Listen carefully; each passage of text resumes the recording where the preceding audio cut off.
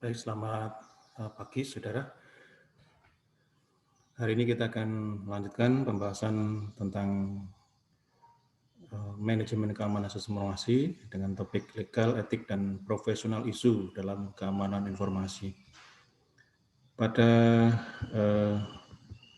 pembahasan terdahulu, kita sudah mengenal tentang apa saja karakteristik dari informasi yang perlu dipertahankan. Ya, jadi apa yang harus dilindungi dan yang fokusnya, ya, jadi ada 7 karakteristik dalam information, tapi ada 3 yang menjadi fokus utama pada perlindungan pada keamanan informasi, yakni CIA, ya,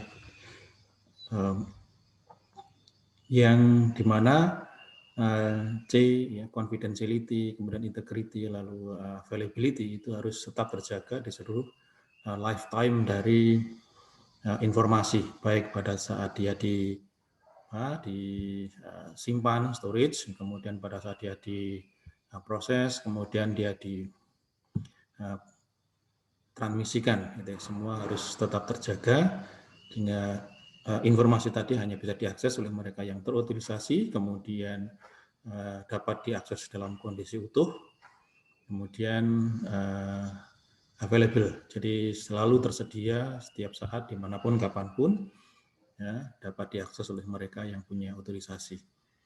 Nah, untuk memastikan perlindungan seperti itu, maka diperlukan suatu policy, ya.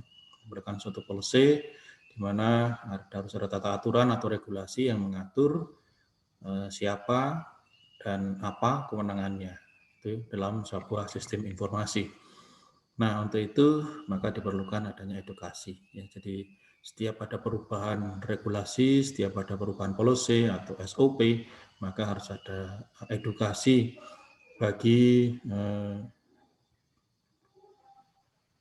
pihak-pihak atau orang yang terlibat di dalam sistem informasi tadi. Dan tentunya semua itu harus didukung dengan adanya teknologi. Nah, hari ini kita akan bahas tentang legal, etik, dan profesionalisme ini terkait dengan regulasi tadi. Ya, jadi terkait dengan regulasi, maka ada hal yang mengatur, gitu ya. Jadi yang mengatur bagaimana orang berkomunikasi, bagaimana orang mengakses dan mempergunakan informasi di dalam sebuah sistem itu untuk bisa digunakan sebagai acuan, ya. Jadi ada yang misalkan kalau berdasarkan pada hukum, ya berarti harus ada akan ada sanksi apabila ada suatu pelanggaran. Kemudian ada etik juga, dan tetapi juga yang dikaitkan dengan kondisi sosial lokal, ya. Jadi biasanya etika itu didasarkan pada apa yang ada di budaya atau yang ada di dalam lingkungan lokal di mana sistem informasi tadi diimplementasikan. Nah, tetapi juga ada banyak isu, ya, jadi permasalahan-permasalahan terkait dengan keamanan informasi, walaupun legal ya sudah ada, kemudian etik juga sudah dirumuskan begitu, tapi masih ada profesional isu yang ini.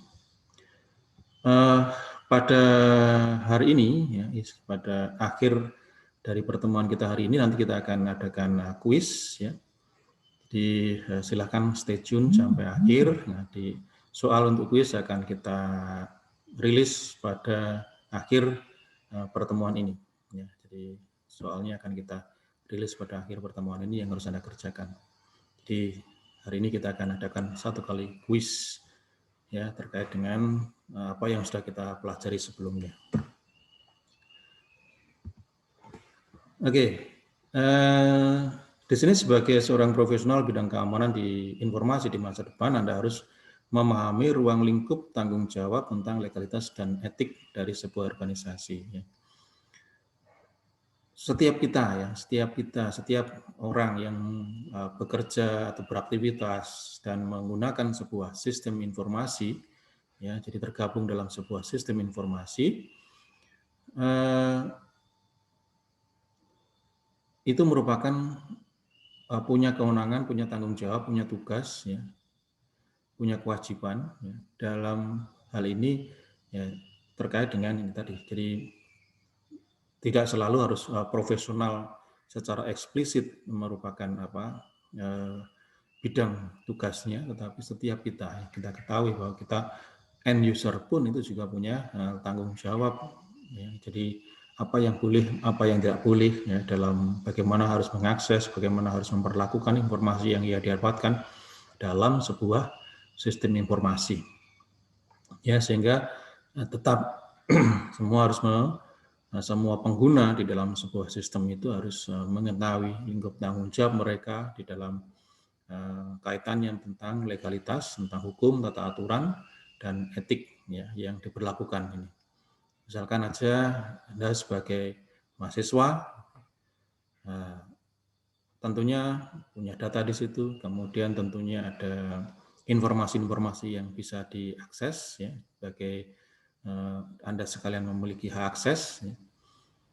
Dan ada sesuatu tanggung jawab di situ, di mana Anda harus melindungi informasi yang Anda bisa akses, bisa kelola, ya, sehingga apa yang boleh dan apa yang tidak boleh di dalam pengelolaan informasi tadi itu harus mengacu pada tata aturan yang berlaku di dalam sistem informasi terpadu yang diberlakukan di Universitas Jember.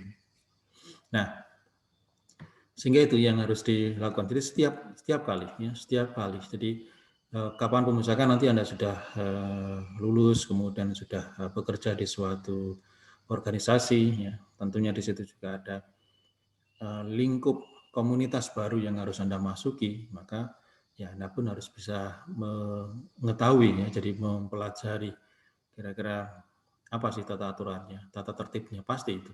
Ya, setiap kali harus mengetahui tata tertibnya yang berlaku di lingkup setempatnya.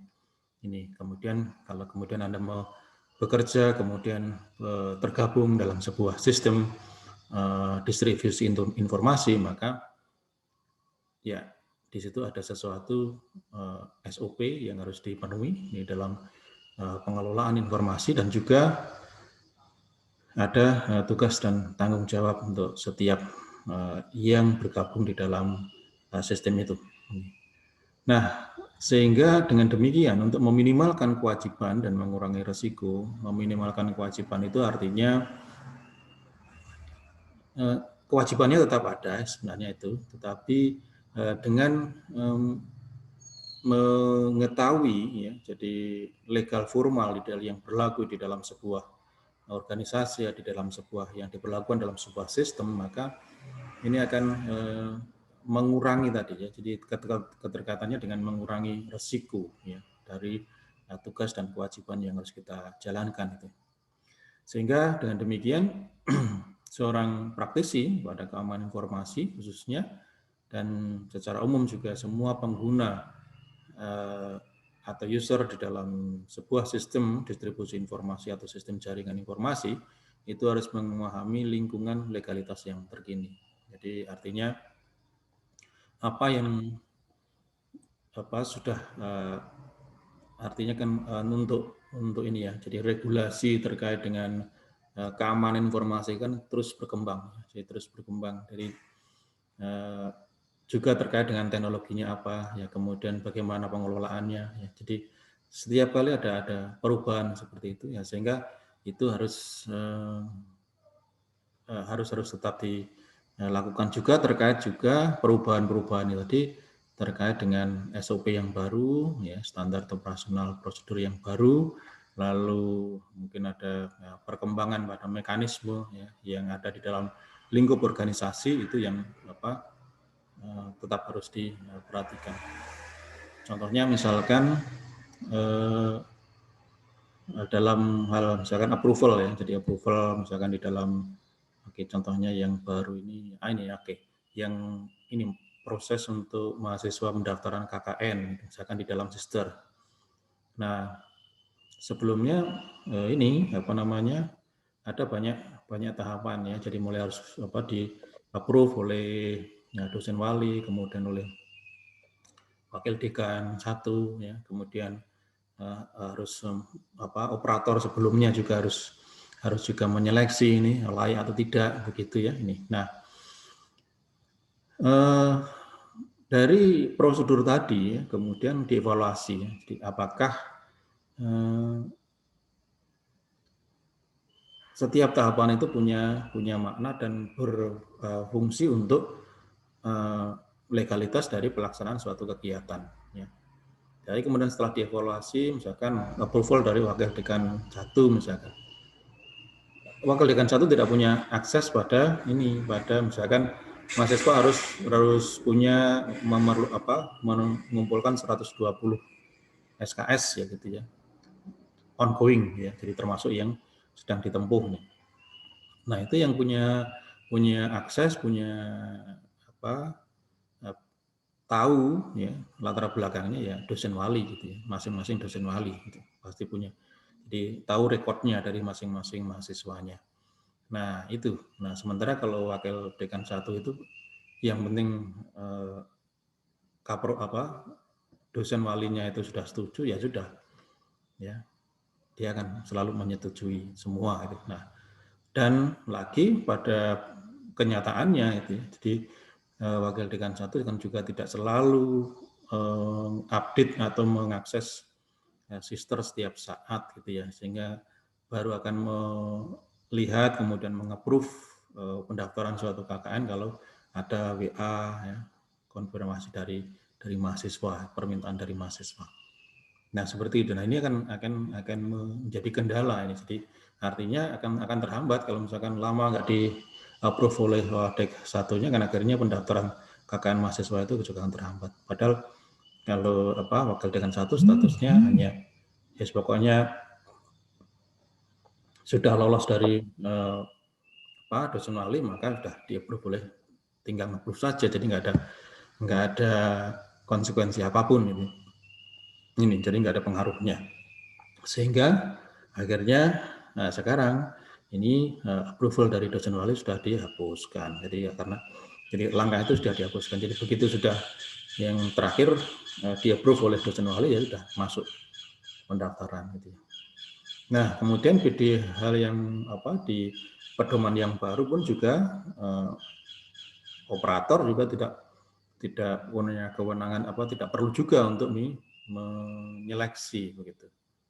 Ya, ini karena di dalam aturannya itu, di dalam buku panduannya, sistem nanti yang akan men-trace, karena sistem yang akan tahu rekod dari ini, jadi akan di database akan dilihat ya apakah yang bersangkutan benar-benar sudah memiliki atau mengumpulkan 120 SKS dan kemudian sudah memenuhi IPK minimal dan sebagainya. Ya kalau sudah memenuhi, maka ini tandanya yang bersangkutan memenuhi syarat itu kalau mahasiswa sudah dihadapkan pada form pendaftaran.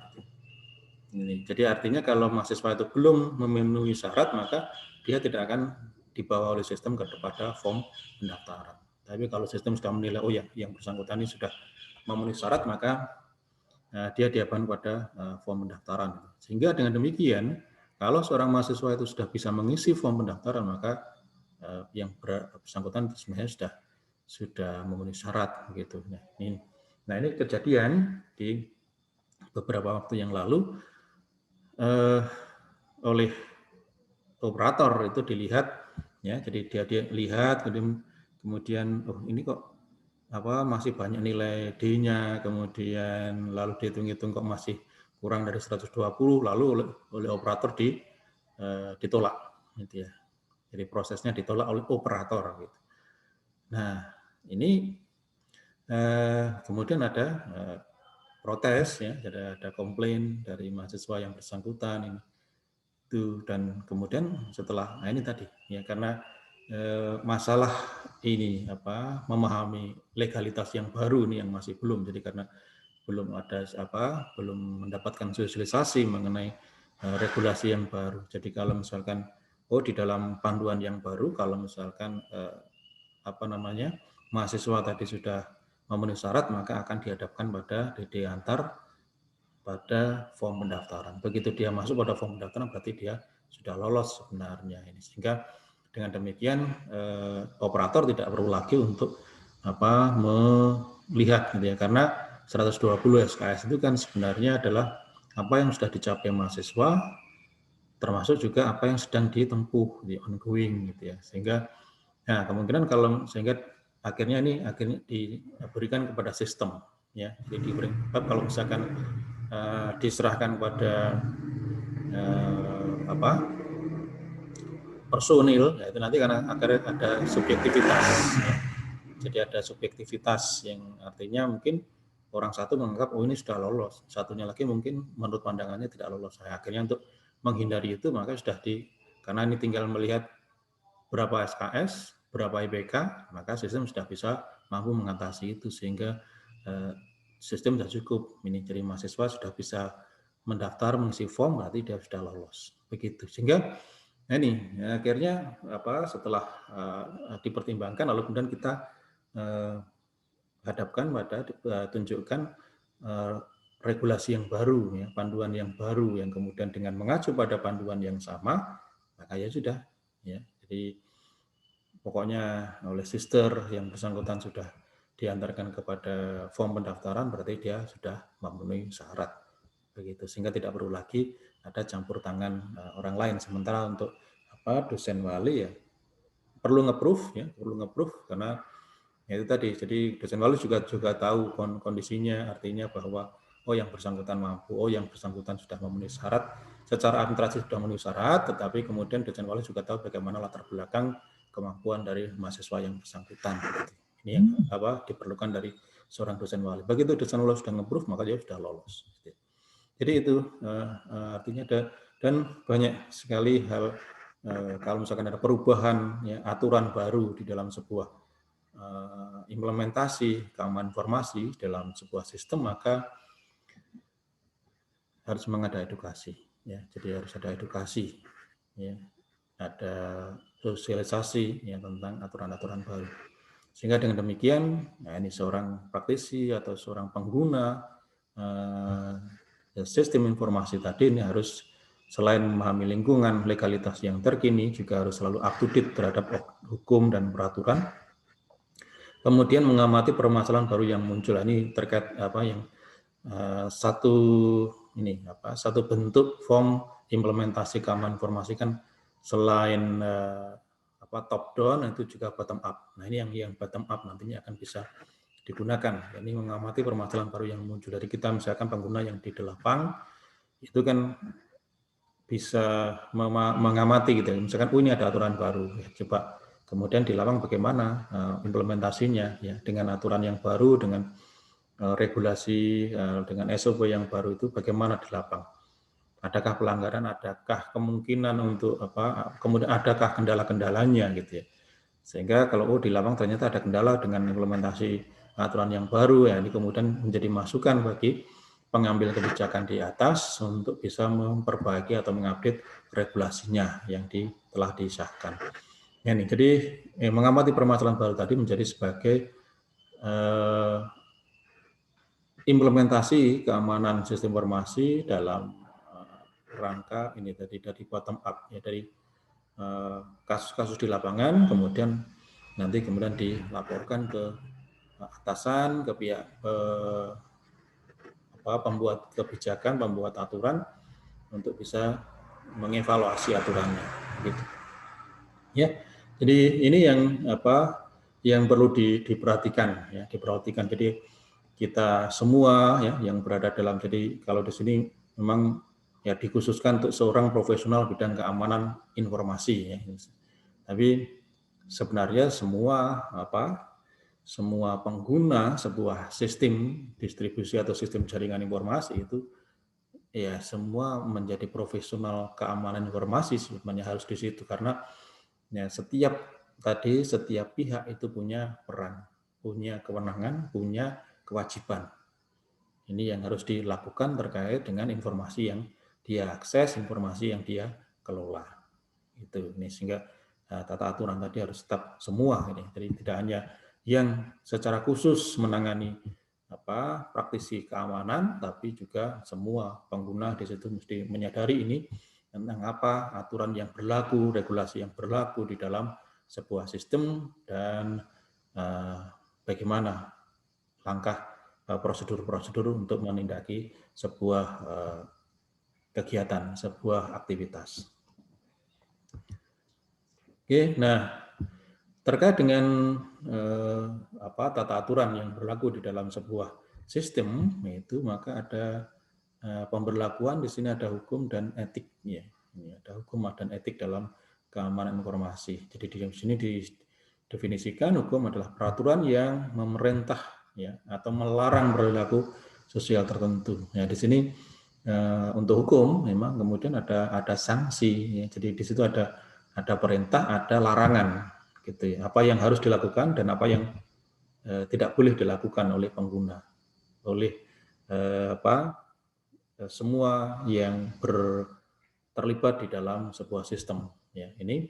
Nah, ini ada di sini dikatakan jelas bahwa peraturan yang memerintah atau melarang, ya. Sehingga dengan demikian ada konsekuensi hukum. Ini ada sanksi hukumnya. Jadi artinya kalau hukum itu ada yang melanggar, maka pasti akan ada sanksi. Ya, sanksi hukum yang mengikat di sini. Ya, sementara untuk etik didefinisikan sebagai perilaku yang diterima secara sosial.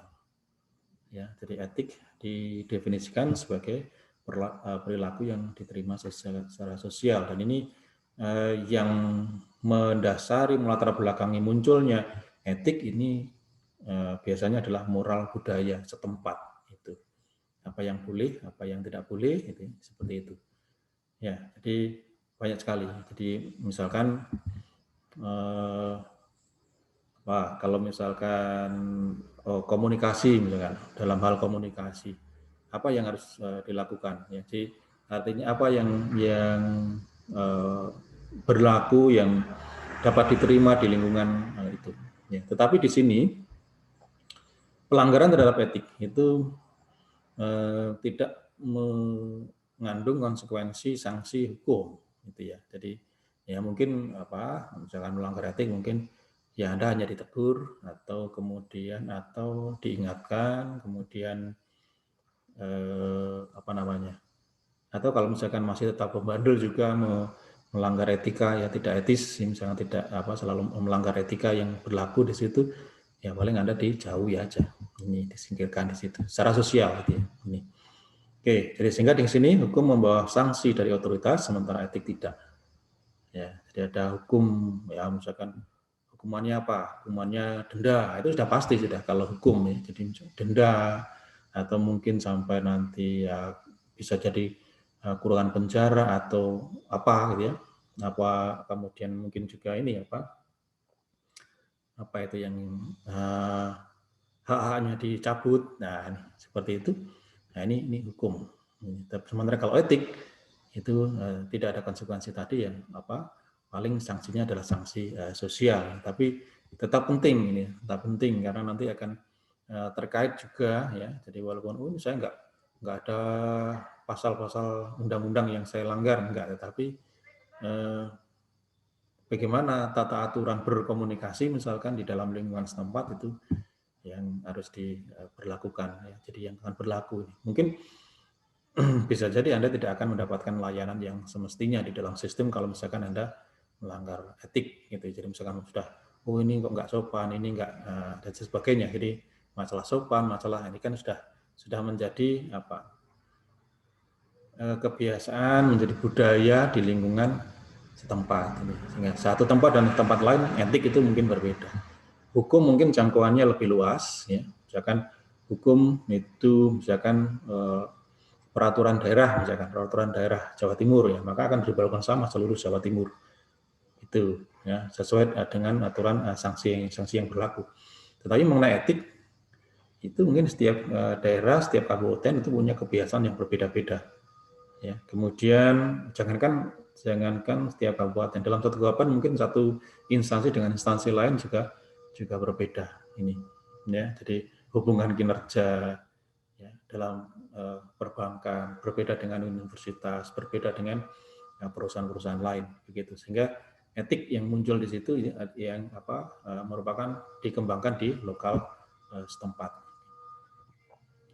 Oke, di sini liability organisasi, bagaimana suatu organisasi itu di mana kewajiban legal dari sebuah entitas yang melampaui hukum pidana atau perdata, termasuk kewajiban legal untuk membuat restitusi untuk mengkompensasi kesalahan yang dilakukan oleh sebuah organisasi atau pekerjaannya. Jadi misalkan tanggung jawab dari organisasi. Jadi misalkan kalau seseorang itu berada dalam satu organisasi tadi, tapi itu seringkali apa yang mereka lakukan itu walaupun itu walaupun itu bersifat pribadi sekalipun itu tetap akan membawa nama organisasi itu, akan melibatkan nama organisasi, sehingga dengan sini organisasi akan harus punya suatu tata aturan, suatu prosedur untuk menangani hal-hal yang demikian gitu ya. Jadi misalkan anggota dari suatu organisasi tadi melanggar hukum,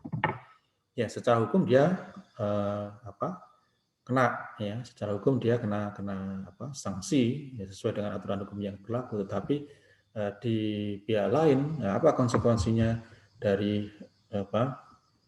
organisasi ya? Apakah misalkan organisasi tadi misalkan harus menyediakan pendamping atau lawyer dan sebagainya, atau mungkin bantuan apa yang harus diberikan oleh organisasi, atau mungkin untuk suatu kasus tertentu organisasi sudah tidak mau terlibat. Nah, itu harus ada rancangannya. Jadi itu di hal-hal yang melalui kapasitas dari hukum pidana perdata. Jadi kalau hukum pidana atau perdata yang ada orang bersalah, ya udah ini dihukum secara itu. Tapi ini konsekuensi lain dalam satu organisasi. Kenapa? Karena seseorang itu sebagai anggota organisasi, maka baik itu dilakukan secara atas nama universitas, lembaga, atau perlakuan secara pribadi, itu tetap saja akan membawa nama organisasi tadi. Itu ya, sehingga dengan demikian ya pasti, misalkan kalau pihak-pihak, misalkan dalam urusan hukum lalu ada aparat hukum itu nanti kemudian bisa saja kemudian harus mengkonfirmasi kepada pimpinan organisasi yang bersangkutan, pasti akan terlibat di sini, sehingga diperlukan suatu aturan ya, suatu aturan. Jadi mengantisipasi adanya hukum ya, kemudian kalau ada anggotanya yang melanggar hukum atau pimpinan atau pengurusnya melanggar hukum, apa yang harus dilakukan oleh organisasi. Oke. Nah, sehingga dengan demikian tadi ada hukum, kemudian ada etik ya. Jadi hukum tadi sudah berlaku dalam suatu area tertentu ini, dalam suatu daerah tertentu diberlakukan sama. Nah, kemudian di setiap organisasi ya, di setiap lingkup kerja itu pasti ada kebijakan. Ya, ada kebijakannya. Jadi misalkan, oke, sekarang ada aturan ya, jadi ada aturan baru mengenai Merdeka Belajar ya, yang digelontorkan oleh Kementerian Kebudayaan yang memberikan hak untuk mahasiswa selama 3 semester atau 60 setara dengan 60 SKS itu belajar di luar program studinya gitu. Nah, itu di setiap lingkup ya, di bawah tiap prodi, setiap fakultas, di universitas itu pasti mereka punya kebijakan masing-masing yang tetap kebijakan tadi didasarkan pada aturan yang regulasi. Jadi kementerian sudah menggelontorkan merilis suatu ini program Merdeka Belajar Kampus Merdeka. Nah, kemudian di situ ada panduannya. Tapi panduan masih secara umum. Nah, sekarang untuk di bawah ya, jadi misalkan ada berapa tuh? 8 kegiatan yang bisa dilaksanakan dalam rangka Merdeka Belajar Kampus Merdeka tadi. Tetapi nah, untuk pelaksanaan implementasi di bawah ini kan tergantung juga ini kondisinya. Oh ya, misalkan suatu program studi hanya mampunya masih pertukaran pelajar, ya udah itu yang dilakukan, itu yang dibuatkan aturannya gitu ya, di lingkup itu. Kemudian misalkan kayak di Ilkom kita, di fakultas kita ini yang paling banyak masih yang berlaku sekarang yang sudah dilaksanakan adalah mengenai program magang itu. Nah, akhirnya apa? Tentang magang itu ya kita buat regulasi sendiri. Ya. Karena tidak mungkin misalkan dari atas itu langsung ada aturan operasional langsung, tidak. Jadi mereka hanya memberikan panduan-panduan, sementara di bawah itu membuat suatu pedoman untuk petunjuk pelaksanaan, ada juklak, ada operasionalnya untuk bagaimana itu. Jadi misalkan kalau magang lalu tidak ada nanti mata kuliah magang, tidak ada, tetapi magang tadi harus pekerjaan-pekerjaannya tadi harus dikonversi menjadi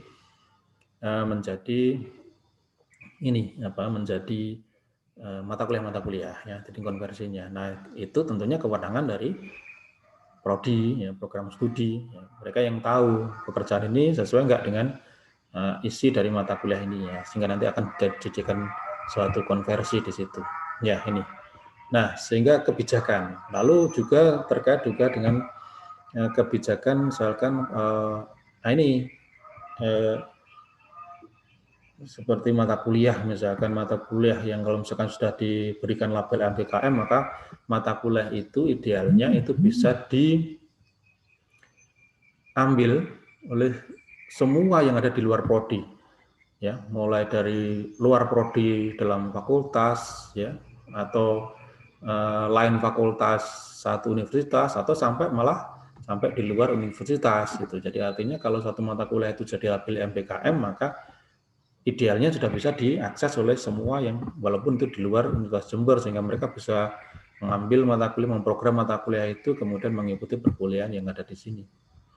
Nah, ini secara online juga itu seperti itu. Nah, tetapi setiap fakultas tentu punya sumber daya, punya kebijakan masing-masing. Seperti misalkan kayak Fasilkom ini, maka yang dilabeli MBKM sementara ini masih untuk kalangan misalkan Fasilkom sendiri, sehingga dengan demikian walaupun suatu mata kuliah itu dilabeli dengan MBKM, tetap ada pembatasan, ini hanya khusus untuk misalkan Fasilkom. Ya, ke depan mungkin ada yang ini sudah oke, bisa diambil oleh semua misalkan.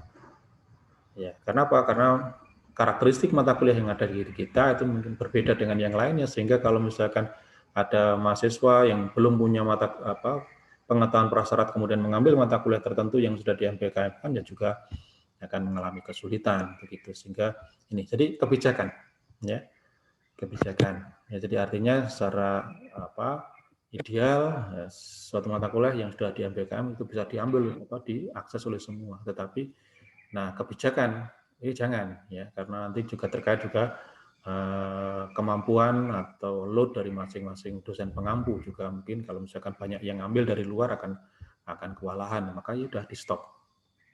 Ini kebijakan, ya. Nah, di sini kebijakan didefinisikan sebagai mendeskripsikan perilaku pekerja yang dapat diterima atau tidak diterima dalam suatu lingkungan kerja. Jadi artinya dalam lingkungan itu, apa yang terjadi dalam lingkungan itu. Jadi memang kita mengadopsi, mengakomodasi apa yang ada di aturan secara umum, tetapi kemudian apa yang terjadi di situ, apa implementasinya. Ya, jadi bagaimana implementasinya. Ya, jadi bagaimana prosedurnya itu harus ada di situ, di dalam lingkungan pekerjaan yang bersangkutan. Itu, ya, ini.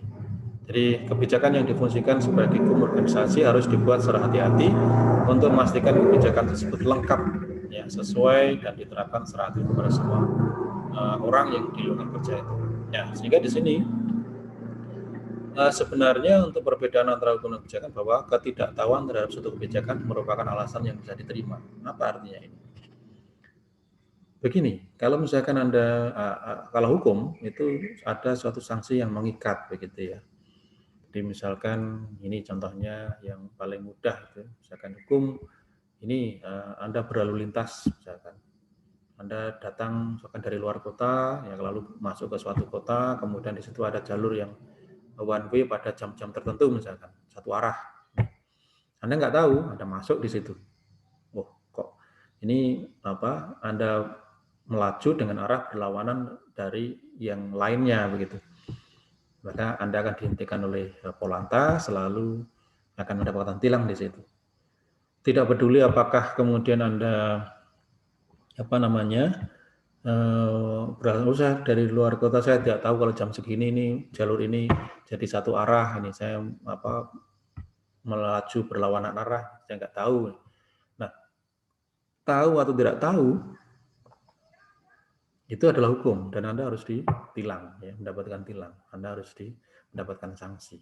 Ya, jadi tidak peduli apakah Anda beralasan saya tidak tahu karena saya dari luar kota, sudah. Ya. Itu. Ya, kemudian juga atau mungkin lupa membawa SIM STNK, kemudian ditanya, saya kelupaan, nggak ada seperti itu, sudah. Kalau dengan aturannya, kalau pengendara tidak membawa surat-surat yang berlaku SIM STNK, maka akan kena sanksi. Ya sudah disanksi. Itu. Nah, ini memang kemudian ada tapi kebijakan itu ini menjadi sesuatu alasan yang bisa diterima, misalkan kemudian Anda berada di dalam satu lingkup kerja baru, kemudian di situ ada kebijakan, misalkan harus seragamnya bagaimana, pakaiannya bagaimana, Anda harus misalkan kalau setiap pagi itu harus bagaimana, ya, jadi harus apa yang harus dilakukan, kebijakannya apa. Nah, kemudian Anda tidak tahu, masih baru, nah maka ketidaktahuan Anda itu bisa dipahami. Ya, artinya, oke, masih bisa lalu ada pemberitahuan, kemudian ada petunjuk untuk arah, oh ini harusnya begini. Ini. Jadi gitu ada kebijakan. Jadi tidak langsung kemudian tidak tahu lalu dihukum, enggak. Jadi artinya misalkan, saya belum tahu, saya belum punya seperti itu, ya, karena masih baru, maka ketidaktahuan itu yang kemudian menjadi sesuatu yang masih bisa diterima kalau itu adalah sifatnya adalah kebijakan. Ya, ini. Nah, sehingga ini tadi kan kebijakan itu kalau misalkan orang belum tahu itu kan masih bisa diterima itu ya. Apa alasannya, kemudian ada petunjuknya.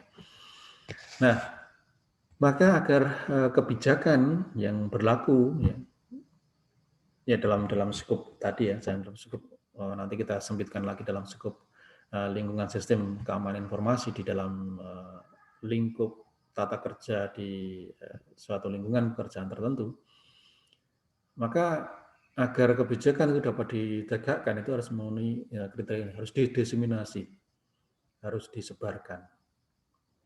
Ya, ini harus disebarkan, artinya tata tertib yang berlaku di lingkup itu. Jadi misalkan mengantisipasi mengakomodasi tata aturan yang berlaku, maka kemudian di lingkup itu ada kebijakan.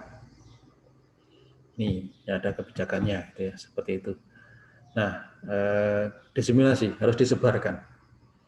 Ya, jadi disebarkan sehingga semua orang, semua pihak yang terlibat di dalam satu lingkungan kerja tadi itu akan mengetahui kalau ada kebijakan itu. Kemudian direview, ya, bisa dibaca dulu.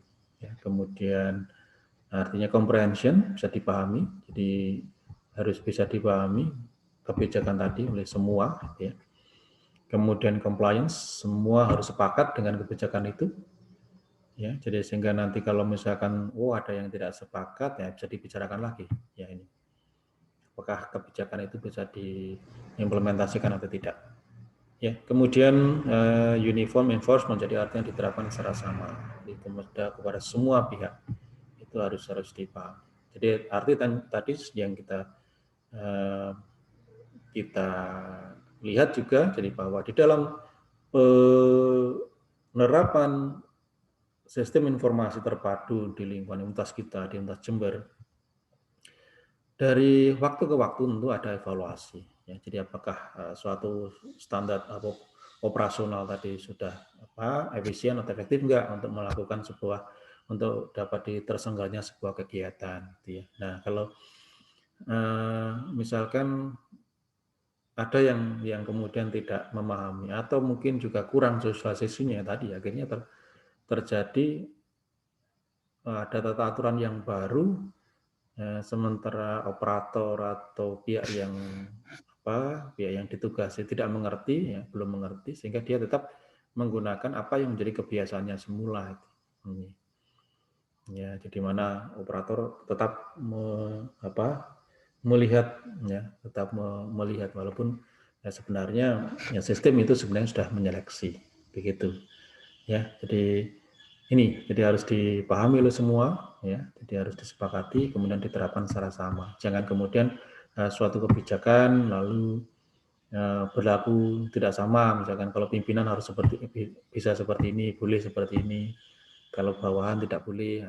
Itu akhirnya ini akan menjadi suatu kebijakan tadi tidak bisa dilaksanakan dengan baik. Jadi artinya bahwa kebijakan tadi harus siapapun yang berada di lingkungan itu harus mengikuti kebijakan ini. Itu, ya, tidak peduli siapapun mereka, apapun kedudukannya, pokoknya berada di lingkungan itu maka ini. Ya, jadi harus mengikuti aturan atau kebijakan yang ada di lingkup itu. Oke, nah tipe-tipe hukum saya kira ini umum, ya. Jadi hukum perdata, hukum pidana, ya. Jadi hukum privat, hukum publik ini tata aturan yang berlaku, yang mengikat juga, yang ada konsekuensi sanksi juga. Ini ya yang tipe-tipe dari hukum yang mengikat tadi yang berlaku. Oke. Kemudian, nah ini hukum internasional. Sekira kalau hukum internasional, saudara, ini tidak ada, hampir tidak ada, ya. Jadi suatu hukum yang berlaku untuk seluruh global dalam seluruh dunia ini berlaku sama, tidak ada. Ya. Ini kenapa? Karena setiap negara itu pasti punya regulasi masing-masing. Ya. Contoh ini. Masalah internet. Misalkan internet.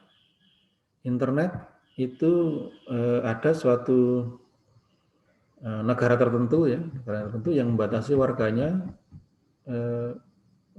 tidak bisa menggunakan internet itu. Jadi ada suatu negara yang membatasi warganya itu untuk hanya boleh mengakses informasi yang dikeluarkan secara resmi oleh pemerintah, nggak boleh dari yang lain.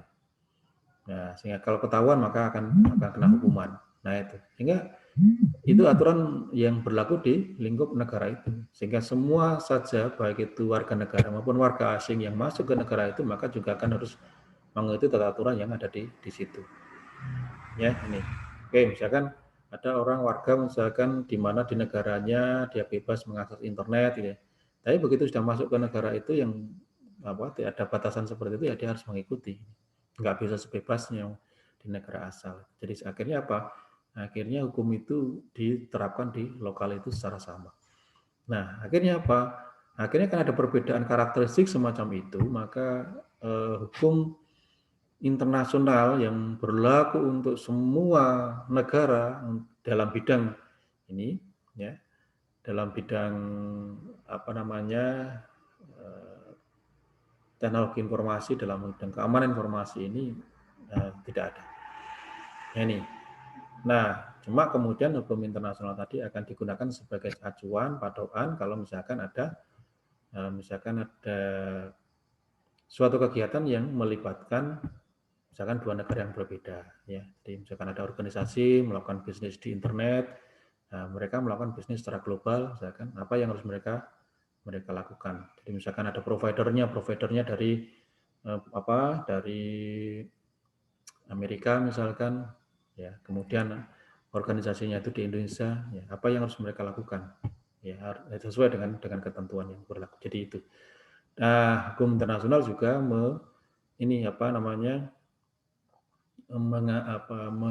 memberikan suatu pedoman untuk bagaimana mengatur misalkan kalau ada konflik antar negara. Ini bisa jadi, ya, karena tata aturan sudah berbeda gitu, ya, tata aturan. Jadi misalkan ini suatu perbuatan atau perlakuan itu, ya, itu di suatu negara mungkin dia akan dipandang itu sebagai sesuatu yang ilegal, tapi mungkin di tempat lain menjadi sesuatu yang masih legal, nggak masalah ini. Nah, bagaimana kalau misalkan itu terjadi di antara dua negara? Bagaimana prosesnya ini? Ya, jadi hukum internasional dalam hal ini sangat penting, tetapi penegakannya itu terbatas karena tadi ada perbedaan regulasi, perbedaan aturan di setiap negara. Gitu ya. Ya, jadi sehingga dengan demikian hukum internasional tadi yang masih nggak mengatur, ya, jadi tidak mengatur apa yang harus dilakukan dan apa yang tidak dilakukan di semua, ya, tetapi mereka mengatur ini. Ya, jadi umumnya hukum internasional tadi digunakan untuk mengatur atau sebagai panduan kalau misalkan harus ada permasalahan yang dihadapi oleh misalkan dua negara yang memberikan aturan yang berbeda ya terhadap penggunaan suatu pengelolaan suatu informasi tertentu ini ya, sehingga yang muncul dalam hukum internasional itu ya berupa konvensi-konvensi tentang misalkan kejahatan cyber. Nah ini kejahatan cyber. Nah misalkan suatu software kemudian ada pembajakan, yang membajakan itu ada di luar kewenangan ini negara yang di mana produsennya itu tadi ada ya, misalkan seperti itu. Nah, bagaimana itu pengaturannya? Bagaimana klaimnya? Ya ini. Sementara perbuatan itu di negara itu tidak masalah, ya. Nah, tapi di negara lain itu menjadi sesuatu yang ilegal. Ini bagaimana mengatasinya? Ya, sehingga dimunculkan konvensi-konvensi seperti ini. Misalkan ini European Council Cybercrime Convention, jadi membentuk gugus tugas untuk mengawasi fungsi keamanan internet ya berdasarkan hukum teknologi yang internasional standar seperti itu. Ya, kemudian berupaya meningkatkan efektivitas investigasi terhadap pelanggaran hukum teknologi. Ya, ini jadi tetap ada seperti itu. Kalau misalkan ada pelanggaran, bagaimana menginvestigasinya? Diterima dengan baik oleh para pendukung kekayaan intelektual karena menekankan pada penuntutan pelanggaran hak cipta. Karena ini, ya, karena salah satu pelanggaran yang terbesar di dalam masalah keamanan informasi tadi adalah ini, pelanggaran hak cipta, ya, pencurian terhadap kekayaan intelektual ini, itu. Ya, tetapi dalam hal ini memang karena memang dalam setiap negara itu nanti akan berbeda-beda aturannya, maka akan jadi kurang adanya ketentuan yang realistik untuk menekan hukumnya. Ya. Jadi seringkali mengalami kendala kalau misalkan melibatkan ya misalkan dua negara yang berbeda atau berlawanan tata aturannya terhadap suatu peristiwa. Ini. Ada lagi yang lainnya, kekayaan internasional, penerapan prinsip dasar ini di WTO, TRIPS. Ya. Ini juga mengatur mengenai penegakan atas hak atas kekayaan intelektual kepada negara-negara di teritori mereka. Gitu. Jadi artinya ini. Jadi pada negara-negara yang berada di teritorinya itu ya. Eropa ya di Eropa, misalkan di Amerika ya di lingkungan mereka saja gitu. Seperti itu. Nah, sementara di tempat lain mungkin ini harus ada regulasi tersendiri. Oke, DMCA itu miliknya US, ya, sementara ada European Union Directive ini merupakan suatu kontribusi, ya, jadi konvensi yang mengatur bagaimana untuk mengurangi, ya, mencegah adanya dampak dari pelanggaran hak cipta, merek dagang atau privasi. Ya, ini etik keamanan informasi, ya. Dalam hal ini pada etik dan keamanan informasi itu memang karena tadi kita katakan bahwa etik itu bermula dari budaya setempat, itu akhirnya muncul etiknya. Ini sehingga kalau profesional di bidang kedokteran dan hukum itu memang mereka punya kode etik yang sudah ada kode etik yang tetap, gitu, semua sama. Tapi sementara di bidang informasi teknologi maupun sistem informasi ini tidak memiliki kode etik yang mengikat. Tapi asosiasi profesi seperti AJM dan ISSA itu bekerja untuk menyusun kode etik profesi masing-masing. Ya, ini apa?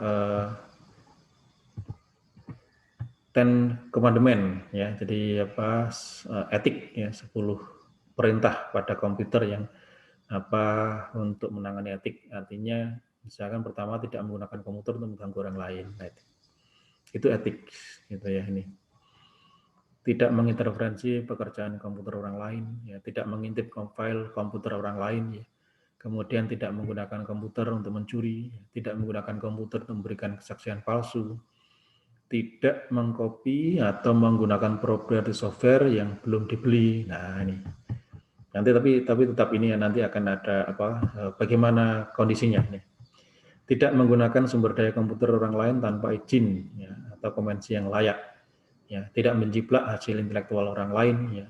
Kemudian nah ini yang penting juga, ini tidak menjiplak hasil intelektual orang lain tadi yang copyright tadi ya. Kemudian mempertimbangkan konsekuensi sosial dari program yang ditulis atau sistem yang didesain ya. Kemudian selalu menggunakan komputer dengan cara memastikan adanya pertimbangan dan rasa hormat terhadap sesama manusia. Ini beberapa panduan yang bisa dilakukan agar kita bisa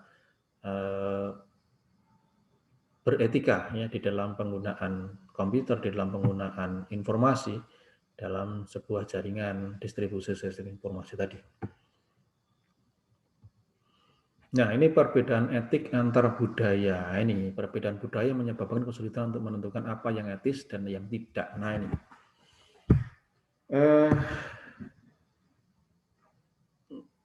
suatu pengalaman ya, jadi cerita ya, ini kisah nyata ini juga nih, yang saya alami. Sebelum saya sekolah, melanjutkan studi, saya terbiasa dengan lingkungan di Indonesia. Ya, di mana pada saat itu kalau saya punya ada teman punya punya aplikasi atau software atau program baru gitu ya, dengan mudah saya bisa mendapatkan itu kopinya ya, lalu saya install di komputer saya, lalu saya jalankan di sini, tidak masalah. Banyak sekali file-file program ya, bahkan jadi satu disket waktu itu ya, satu CD ya, tinggal pilih gitu ya, dijual bebas begitu ya, jadi kopinya dijual bebas, yang kemudian sudah nggak ada lagi nggak perlu lagi kode-kode atau nomor untuk aktivasinya. Ini pokoknya begitu diinstal selesai jalan. Nah, suatu ketika saya pergi sekolah ke suatu negara yang di situ tidak jadi berbeda ya, jadi budayanya berbeda dan aturan regulasi kebijakan setempat juga berbeda, aturan yang berlaku di setempat juga berbeda. Suatu saat waktu saya sekolah masuk di satu departemen computer science, lalu di situ juga ada teknisi di departemen, lalu saya bisa masuk di lingkup departemen itu dalam sistemnya. Kemudian saya bisa melihat-lihat ya isi ya, database yang ada di situ. Kemudian saya menemukan ada satu, ini ada saya baru beli komputer, kemudian di situ saya menemukan di situ ada antivirus baru ya, di departemen saya. Di departemen komputer science itu ada antivirus baru. Oke, akhirnya saya masih terbiasa dengan budaya yang ada di sebelumnya, maka saya copy di situ, saya bisa mengcopy, kemudian saya install di komputer saya. Apa yang terjadi? Waktu-waktu berikutnya begitu saya menyalakan komputer, booting komputer, selalu di depan itu selalu ini pada proses itu ada warning. Wah, ini ada. Biasanya langsung booting langsung bisa go on ya, jalan. Nah, ini masih berhenti, dia masih ada warning gini. Saya harus menjawab pertanyaan satu persatu baru masuk. Nah, ini otomatis berikutnya ini akhirnya mengganggu aktivitas saya. Nah, karena sudah terganggu aktivitas saya kembalikan karena masih dalam garansi, akhirnya komputer saya kembalikan ke ini agennya. Saya bilang, oh ini ada, oke, silakan tunggu 1 minggu lagi nanti kita akan kabari. Oke. 1 minggu lagi saya dapat kabar bahwa oh ya, diidentifikasi bahwa komputermu itu terinstall sebuah software yang ilegal, sehingga dengan demikian karena komputer itu sebenarnya sudah dilengkapi dengan antivirus bawaan ini, sehingga antivirus bawaannya komputer itu selalu akan melihat, oh ini ada makhluk asing di sini, ya ada makhluk asing di sini sehingga dianggap itu sebagai virus, gitu, sehingga selalu akan ada notifikasi atau warning, kemudian kita selalu akan ada pertanyaan lanjut tidak di beberapa step. Nah, sehingga itu. Lalu apa keputusannya? Ya sudah, kalau Anda ingin antivirus baru ini tetap terinstall di sini, maka Anda harus membayar $100 waktu itu harus untuk lisensinya. Oh, oke. Tapi kalau enggak, maka ini akan kita uninstall sehingga tetap menggunakan antivirus yang lama. Ya sudah, akhirnya saya tertarik dengan antivirus yang baru. Saya minta antivirus baru itu diinstal, ya, sehingga yang lama di uninstall, ini diinstal dengan saya harus membayar lisensi. Itu. Nah, sudah beres, tapi saya juga masih terbiasa dengan ini. Saya sudah bayar $100 ini. Mana ini soft copy, ya. Jadi masternya dari antivirus ini. Nggak bisa, nggak boleh. Anda membayar itu hanya untuk lisensi. Kalau misalkan mau master filenya, ya harus beli lagi, bayar lagi, gitu. Waduh. Jadi itu jadwal. Ini yang pertama, ini perbedaan. Jadi di mana kita bebas untuk mengcopy, ya, tapi di situ ada regulasi. Ada lagi yang begini, pernah lagi juga. Saya sudah akrab dengan teknisi, dengan admin yang ada di lingkungan di laboratorium di computer science, ya, dia yang menangani servernya, dia maintenance segala sesuatunya, dan saya tinggal di rumahnya, gitu ya. Waktu itu saya ngekos di rumahnya. Kita sudah akrab, ya. Kemudian suatu saat dia, waktu saya beli komputer baru itu di situ masih terisi operating systemnya, sementara untuk Office-nya belum ada, ya, belum ada. Nah, kemudian saya melihat dia punya Office versi terbaru, gitu, waktu itu di rumah, gitu. Saya mencoba gini, ya, saya masih teringat saya masih terbiasa dengan kebiasaan saya sebelumnya bahwa kalau di Indonesia itu kalau ada teman punya software, kita bisa ngompi, kita bisa install, gitu. Lalu saya nanya ke dia, gitu ya, boleh nggak saya minta pinjam, ya, istilah saya pinjam untuk CD-nya, master CD-nya dia, kemudian nginstall Office-nya itu ke komputer saya ini. Nggak boleh sama sekali sama dia, nggak boleh. Waktu itu saya berpikir bahwa wah, ini kok pelit sekali ya, kita sudah friend, kemudian kok saya minta copy filenya saja nggak boleh ini tuh. Terus bahkan waktu itu dia bilang, gitu kan, dia baru ini ya, liburan traveling ke Asia. Kenapa waktu saya traveling Asia kemarin kamu nggak nitip saya? Di sana lebih mudah, lebih murah, dan mudah untuk ini mendapatkan. Oke, jadi itu akhirnya saya disarankan, sudah kamu beli aja. Ya, di bookshop kampus itu ada, ya, dia jual software ini. Oke. Saya beli. Saya dapat CD-nya, saya dapat bukunya, resmi sudah. Saya beli, ya. Lalu saya install di komputer saya, kemudian sudah ada registrasi sudah ada serial number-nya juga sudah komplit, sudah bisa berhasil digunakan. Tetapi waktu itu begitu saya gunakan 1 kali, maka akan trial Anda ada 40 kali trial. Saya buka Office, saya buka Word, lalu kemudian ada notifikasi trial Anda tinggal 39 kali. Saya buka PowerPoint, trial Anda tinggal 38 kali. Kemudian ya saya buka Excel, trial Anda tinggal 37. Terus begitu saya buka sebuah salah satu aplikasi Office, maka akan selalu muncul itu dan selalu akan terus berkurang. Loh, ini semakin berkurang, kok berarti kok saya masih trial padahal saya sudah beli secara resmi gitu ya. Ini ada satu yang harus saya lakukan waktu itu.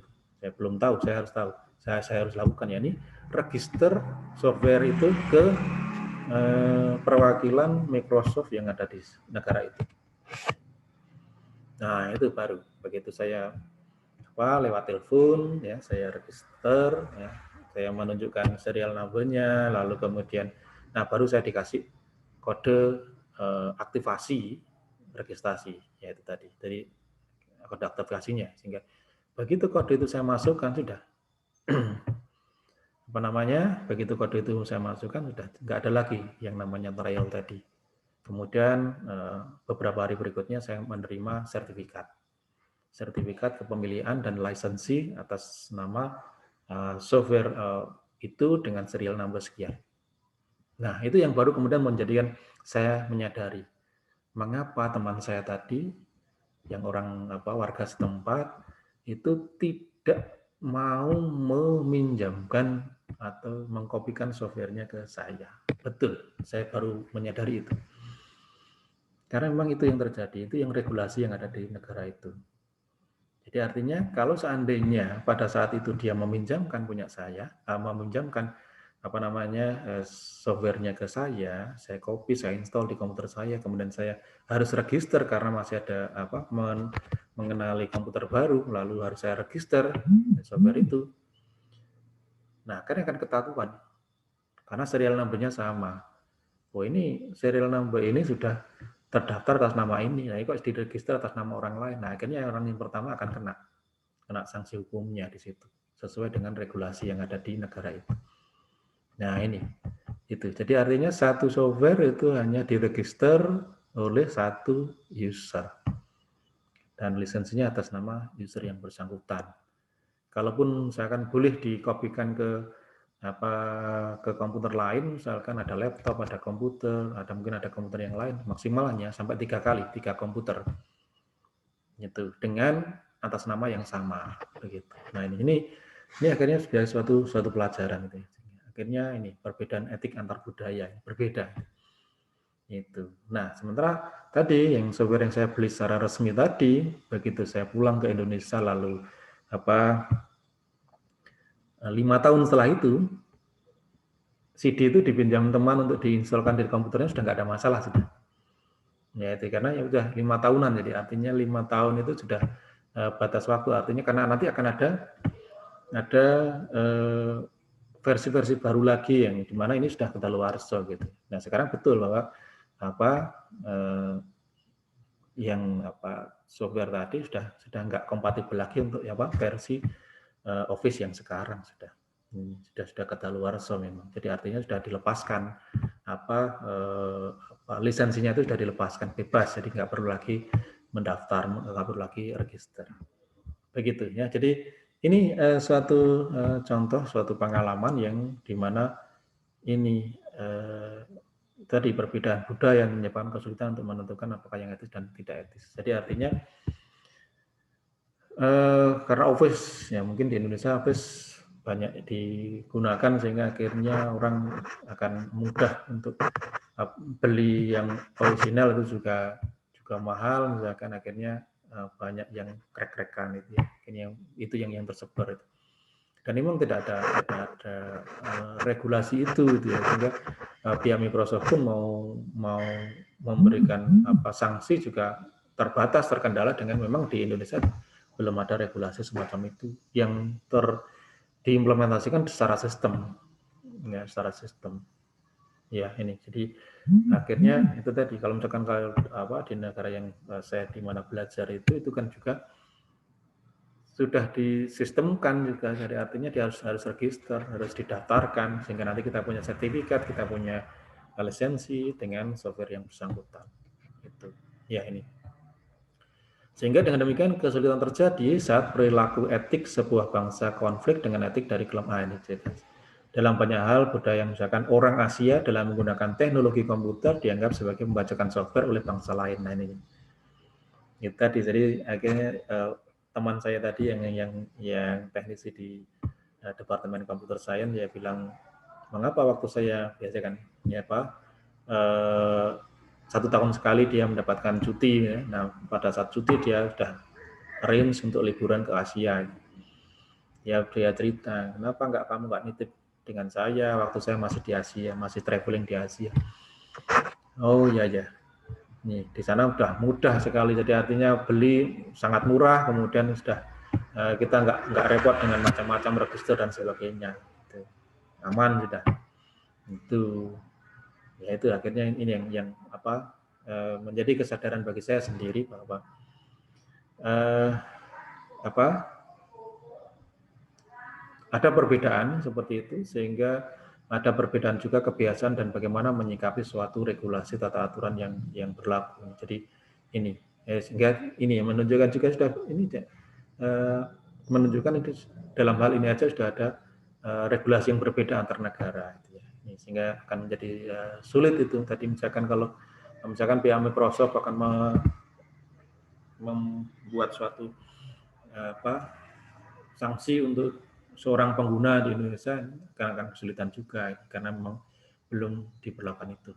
Baru nanti kalau seandainya ke depan misalkan sudah ada perbaikan atau kesadaran di bidang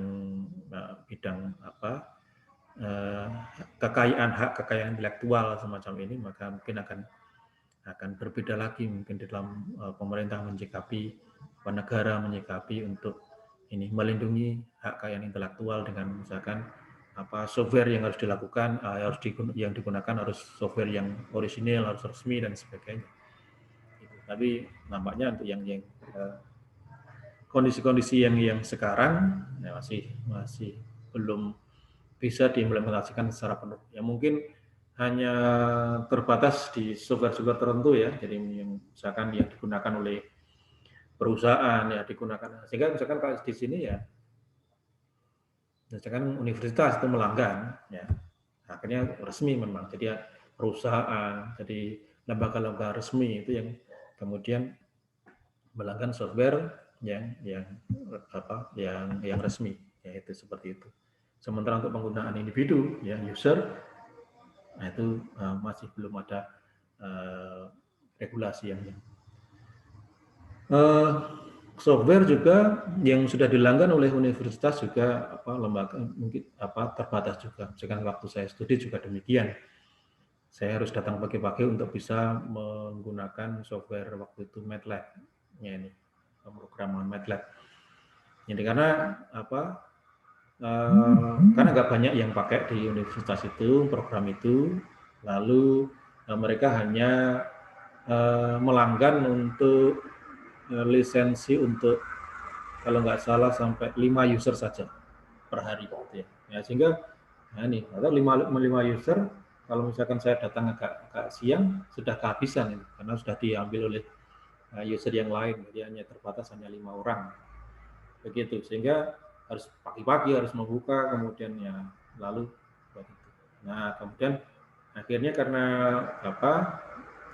sering kehabisan kuota untuk penggunaan, akhirnya saya harus beli sendiri untuk yang software ini ya. Dan itu pun juga yang tadi saya katakan, saya beli itu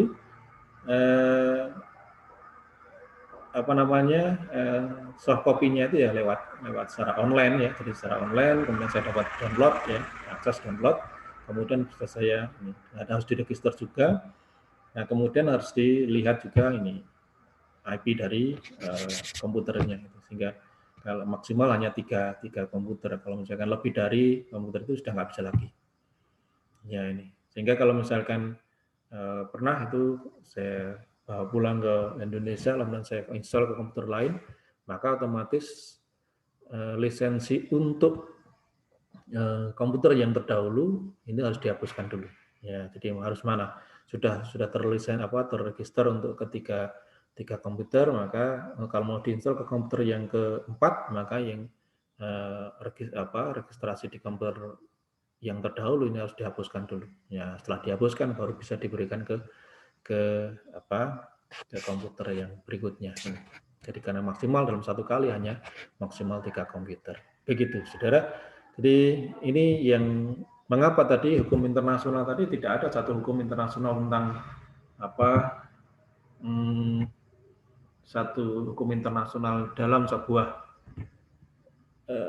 yang mengatur secara global tentang keamanan informasi. Ya, belum ada seperti itu. Paling hanya konvensi-konvensi dalam satu lingkup persemakmuran, dalam satu lingkup negara-negara tertentu itu, atau mungkin ada suatu panduan untuk mengatasi misalkan konflik antar negara yang berbeda penerapannya ini. Jadi itu yang terjadi saat ini, sehingga sekali lagi regulasi, tata aturan yang berada di lingkungan itu yang harus kita tetap perhatikan. Oke, sehingga dengan demikian, nah ini juga harus ada etika dan pendidikannya ya. Jadi faktor utama yang menyamakan persepsi tentang etika dalam sebuah populasi kecil itu adalah pendidikan. Jadi artinya bahwa